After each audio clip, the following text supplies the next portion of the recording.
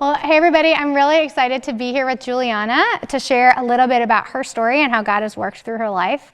I had the privilege of meeting Juliana back in 2020. I was just coming back from maternity leave after having my oldest daughter, and I got this email that there was a young person in town who was looking for a pastor, and could I reach out to her? And honestly, we get calls and emails a lot at the church for like pastoral care, or like, can I talk to somebody, or I'd like to set up a meeting to talk to somebody about something, right? And sometimes those conversations go nowhere. And that's not true with Juliana. Over the last 5 years, we have stayed in contact, and she's reached out when she's wanted to talk and be connected, and calls me her pastor and this her church. And it's really special to be able to share Juliana's story with you today. And we're just going to have a little conversation about what God has been doing in her life. So, Juliana, thanks for being here with me and doing this. This is like kind of a vulnerable thing, but we think it's really important when people tell their stories about what God's doing in their lives. That helps people pay attention to God in their own life. So starting from wherever you feel most comfortable, what has God been doing in your life recently that you feel like you have a story about that you want to tell?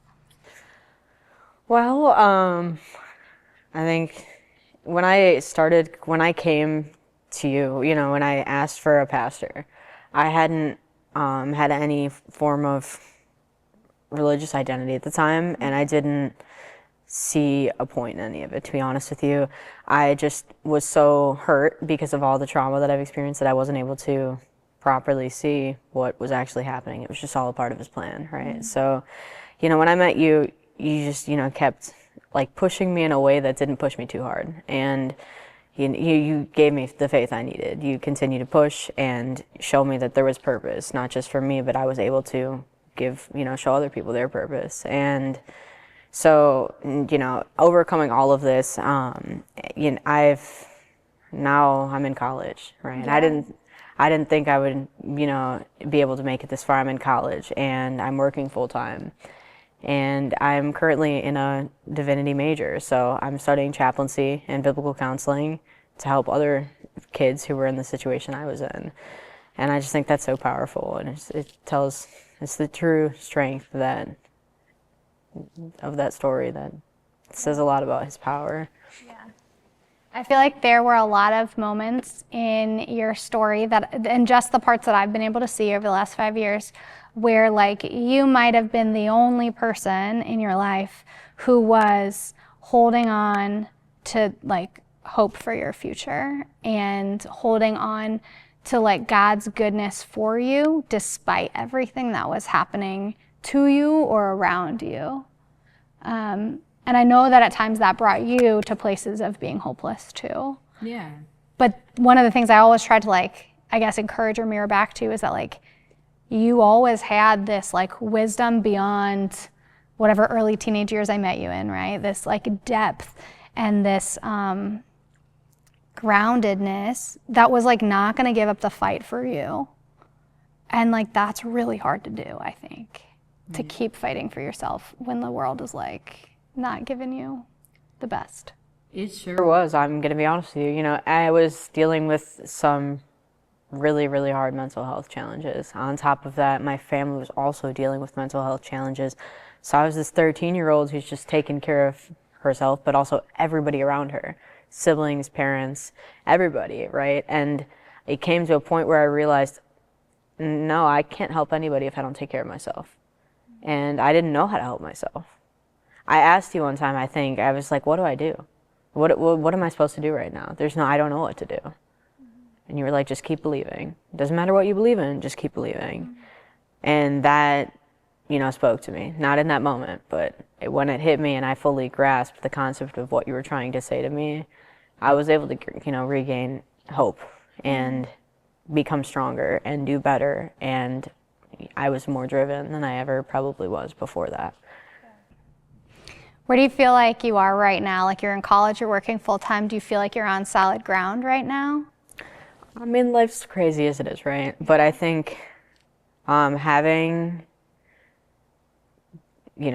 God, having people, whether it's, somebody that you can't physically see right then and there, or just pastors and people at church, that's such a real thing to some people. You know, at this point, I don't have much family. I don't have many friends, but I come here and I have a family and I have friends. And I've never met some of these people, and they walk up to me with a smile on their faces. Hi, how are you? You know, always welcoming. And this is where I want to be. This is what I want to do with my life. So I feel like, honestly, yeah, no matter what craziness gets handed to me in life, I know that I can make it through because I have a home now, so. You said you walked through some mental health stuff as well as family members. You know, you can't own their stories, you can only own your own. Like, the church hasn't always gotten it right with mental health stuff, right? And I'm sure you either are aware or, like, you've probably internalized messages from Christian spaces that, like, well, if you were just faithful enough, if you just believed hard enough, if you just hadn't messed up, none of this would happen to you. Yeah. And that gives you a really unfair, incomplete image of who God is. Like, I don't want that God. The reason that I actually was so angry at life and just everything was because a pastor had told me, or I think it was a priest, and it was from my mom's church, and he had told me that I was being selfish because of me being hopeless, me giving up.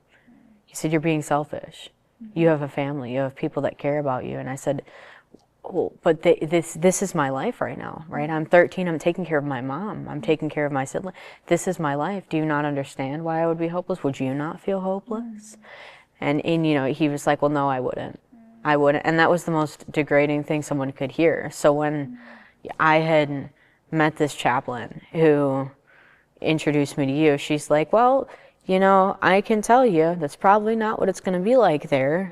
You know, I don't see them as the type of people to do that. And I said, yeah, well, we'll see. I'll go see for myself because I don't believe you. And I remember my first time walking through the doors here at this church, and you know, immediately everybody's looking at me with the biggest smile on their face. Welcome in. You know, how are you? That was like, I was like, you know what? This is what church is. This is what it can be. Yeah. And I had never known that before. And that was the most like life-changing moment right there, was to see that people see that I'm worth fighting for myself and I'm worth their time. I'm worth, you know, hearing that. And that meant a lot. Yeah. That's awesome. You've been in some of like the deep dark pits. Like, what would you say to somebody else who's in that moment? It would kind of be the last question. So is there any other question you would, like any other thing that you're like, oh, I wanted to say that, or this is a part of my story? No, you got I got there. Yeah, I got there. Okay. I was like, I think we can do this. All right. So, Juliana, you've been to some of the deep, dark places that either folks have been to or they're really scared they're going to get to, right? Because life is hard.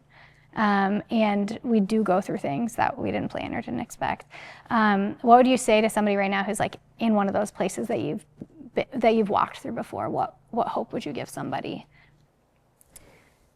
There is hope, right? And you're worth fighting for yourself, and you'll find it eventually. But you got to keep going, because there's going to come a time in life where you're going to realize that every struggle, every hardship that you went through, there was a point to it, you know, and it gave you something that you need to do better and be better. And so just keep going, keep fighting. All right. Thank you so much for sharing your story with us. And everybody who's going to watch this and see this, we believe stories about what God's doing in our life help more people find God in their life. And so you've just helped do that. So thank you so much. Of course. Thank you.